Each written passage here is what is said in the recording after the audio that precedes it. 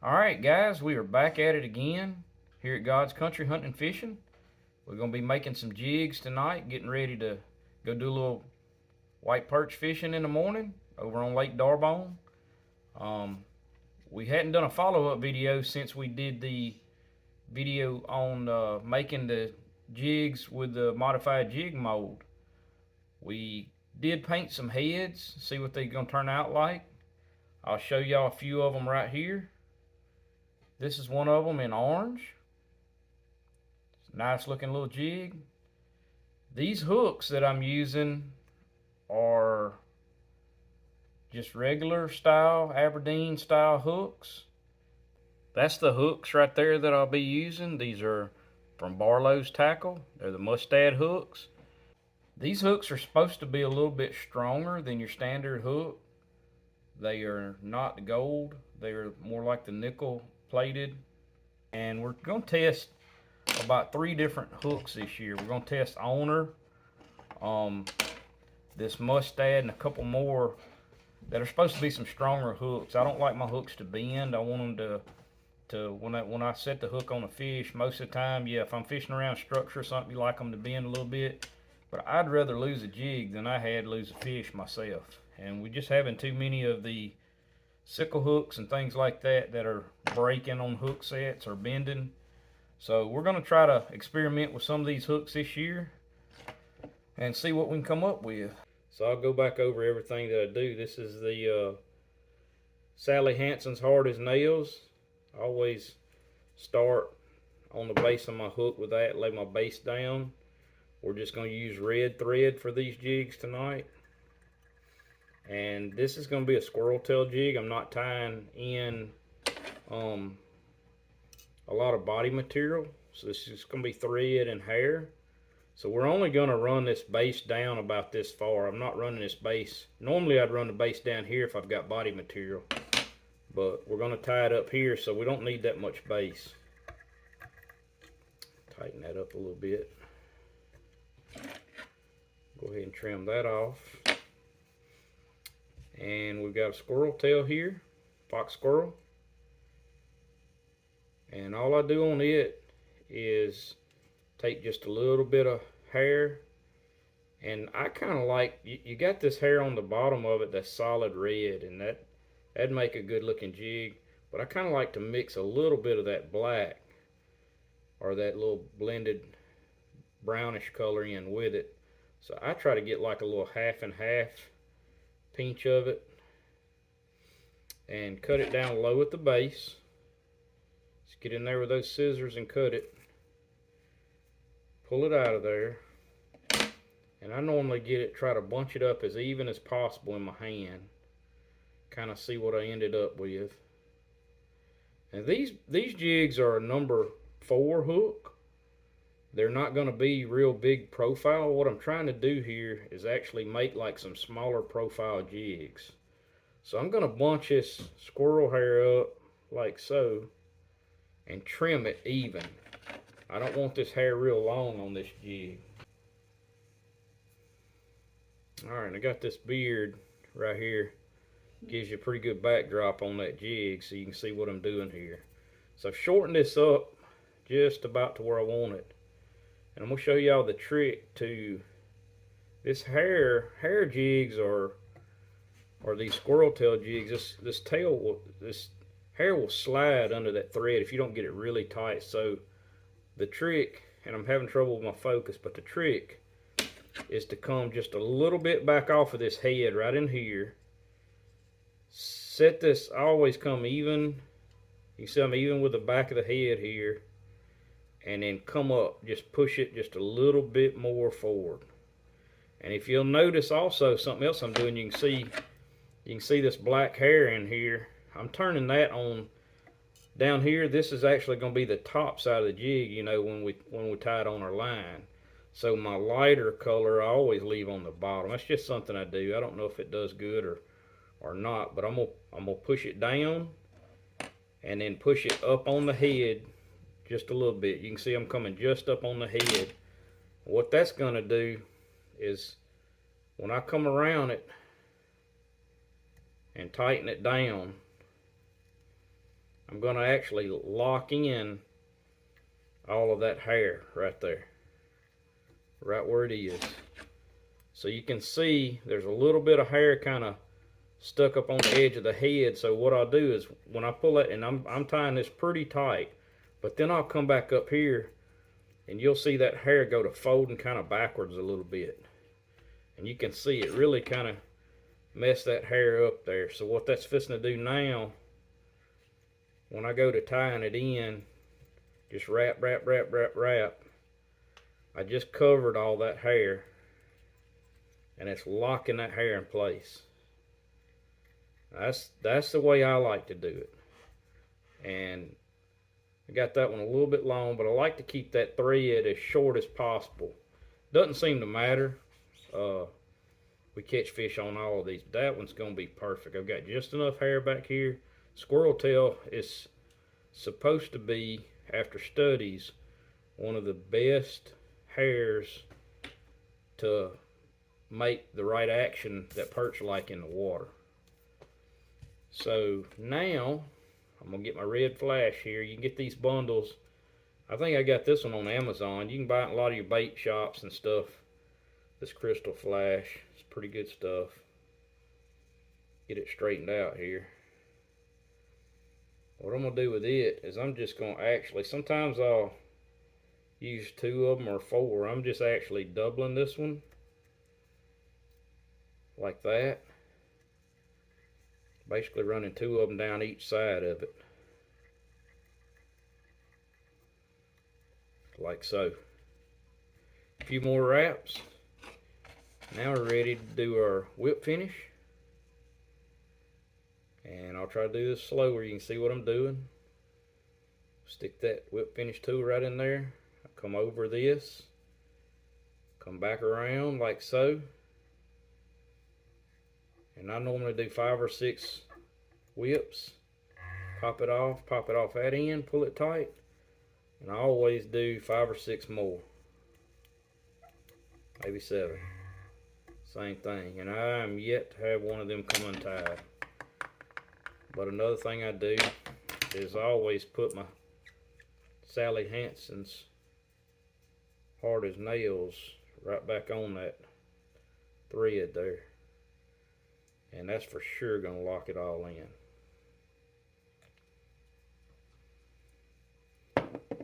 Now what I'll do is come back here just a little bit behind where the hair is, trim my crystal flash off. So I'll try to get a little bit better view for y'all on that guy. Focus isn't great, but you can see it right there against the beard. That's a good looking jig. When it hits the water, that red flash will come in there. Got a lot of red in there that may look like blood or gills or something to a perch. Might help trigger a strike. We got an orange. That's orange disco. It's kind of hard to see in the video, but that's orange disco paint. Red thread, red flash, squirrel tail, fox squirrel tail jig right there. We're going to catch fish on that dude tomorrow. Good Lord willing. Alright, we got one more jig we're going to make tonight before we go try them out in the morning. Got a gold disco head. We're going to do it a little bit different style than just a straight squirrel tail. We are going to use squirrel tail. And we'll even go ahead and use this red thread on this one because we already loaded up. A little too much on there.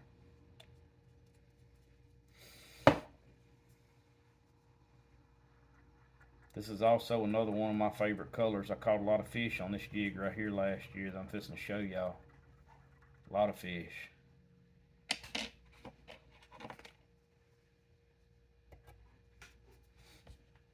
We'll take our squirrel tail again. Get us a little bit. These jigs are pretty hot jigs. So again, kind of push it up on the head a little bit. Get it locked in good. And I'm not going to worry about covering it all up too much. I'm actually going to go back a little ways with this one. Back to the point of the hook again. So we're going to wrap a body on this one.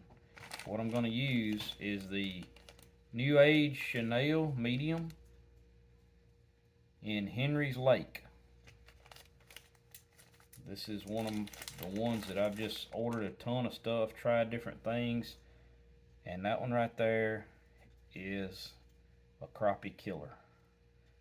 It is brown, it's got a little bit of light colored tan in it with some gold flake in it, and it is a white perch catching jig for sure, or color.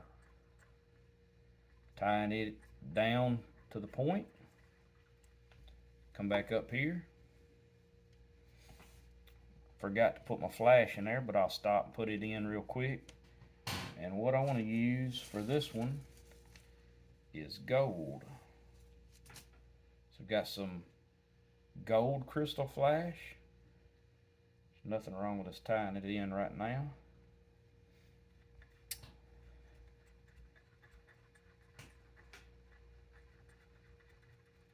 Normally would have tied that in before I did the body material, but that's okay. The fish are never gonna know the difference. Some more wrap Henry's Lake on there.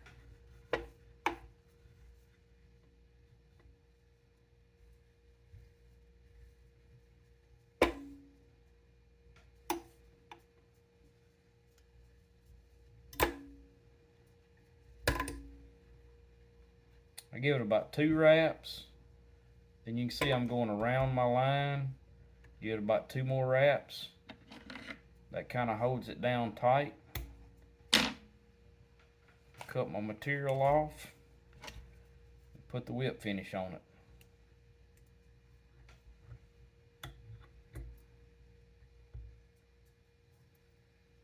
If you didn't want the red neck on it, you could put whatever you wanted on there. But we're going to leave that red neck on there. That jig's going to catch fish probably tomorrow.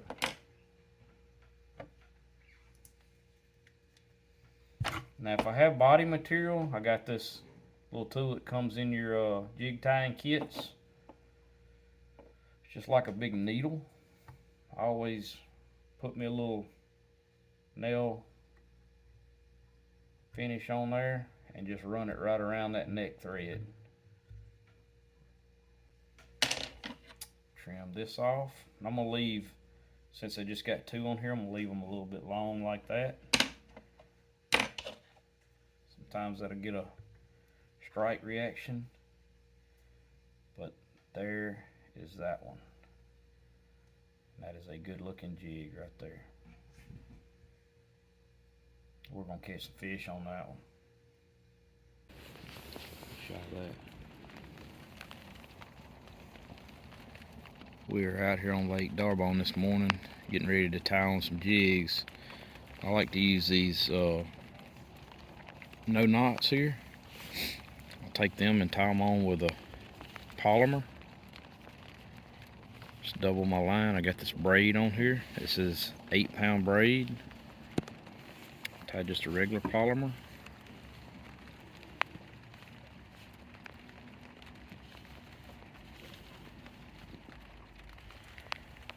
It makes it real easy to quick change out jigs and snap them on. Right there, they work pretty good. Very seldom have I broke one.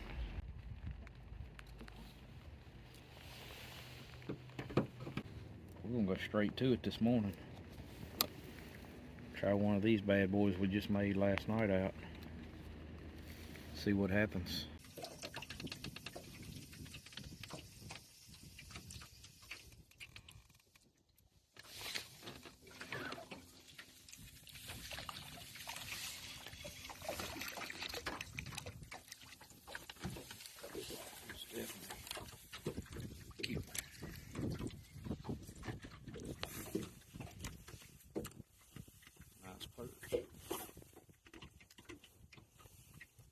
old squirrel tail jig. Minnow head jig that we just made last night. Let's blend it in with your beard. Got it blended in? Yeah. We're out here on Darbonne today, catching a few perch. First time we've had the boat out, 2023. And you know, we got some new rules we got to go by over here. Can't keep but 7 fish over 12 inches. So me and Danielle can keep 14 fish over 12.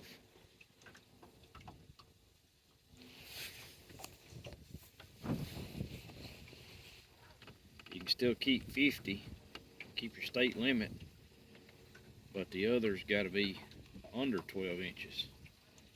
So something they're trying. I don't know how it's going to work out.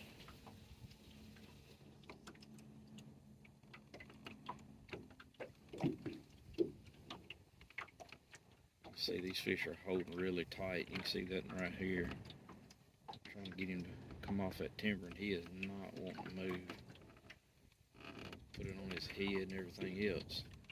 He come off of it then. He didn't bite. Some of them are biting, some of them ain't.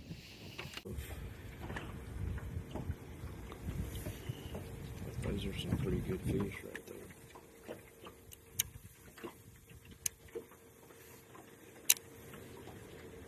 That's good fish.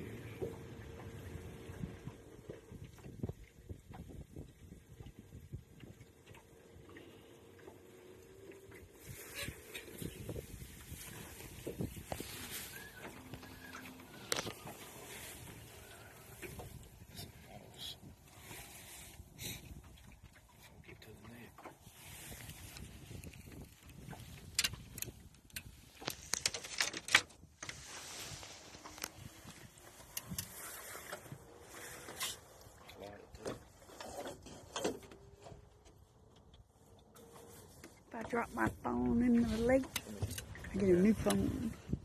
I got it. Just record. That's a good fish.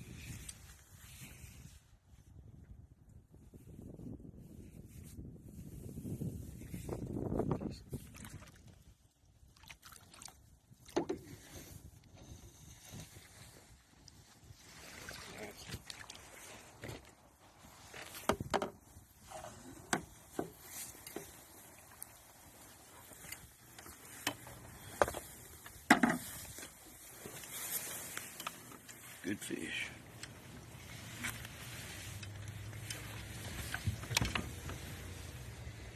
He put up a fight. She put up a fight. That's one of our She identifies as a new she. jigs with the minnow head, pearl pepper head, with a purple body, pink tail, slabs, nice ones. Yeah. Separate. Come on, nailed it.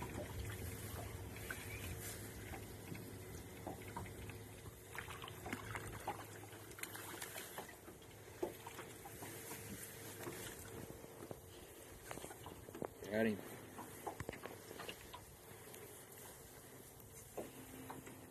Nice fish. Alright, it started raining on us on the lake, so we had to get off the lake. We ended up catching 10 perch. We got them filleted up. I'm going to show y'all a recipe I'm going to use tonight. We've cooked it a couple times just like this, and it turned out pretty good. Old doctor said we got to quit eating so much fried food, so we had to come up with some alternatives. I got some teriyaki and soy. This is a pretty simple recipe. I'm going to put a little teriyaki on fillets, a little soy on it. Not a lot, just enough to kind of help the seasoning stick to them. Stir them around. I'm not going to let them soak. That soy's pretty strong, and so is the teriyaki, so I'm not going to let them soak. We put some aluminum foil on here and buttered that foil up. I'm going to lay these fillets with the hard side of the fillet down, the scale side down. That's the way I always do it. Put that inner side up. Seems to come off of the pan a little better when you do them like that. I'm gonna just do these and some baked potatoes tonight. Try not to fry every time we eat fish. All right, like I said, this is a simple recipe. This is some of our favorite seasoning that we've been using on everything. Started using it on steaks. It's a Fiesta brand, Uncle Chris's steak seasoning.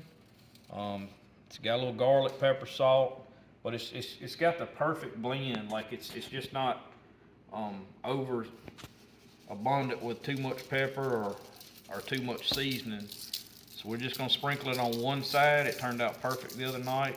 It's good on steaks, chicken, fish. I don't get anything for advertising for them.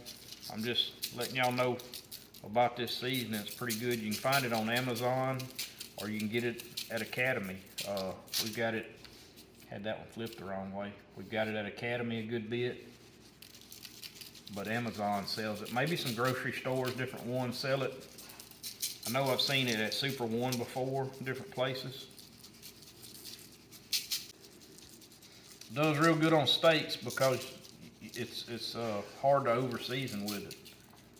You don't get them too salty or anything with it. And that's it. That's all the seasoning we're gonna put on them. We're gonna stick them right in the oven on broil. So we got this on broil.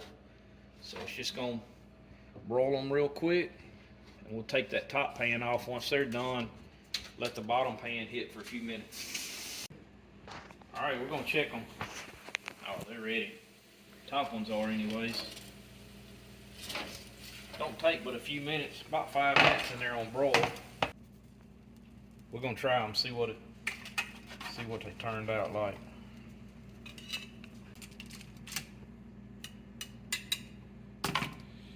Now we just baked some potatoes and we made some cheese dip. This is American cheese with sausage in it.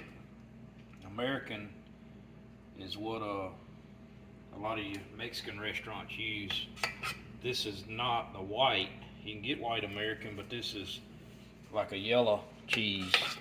That's American. We put that cheese dip and had a little bit of sausage in there on those potatoes. All right, I'm gonna try that. See what they turned out like.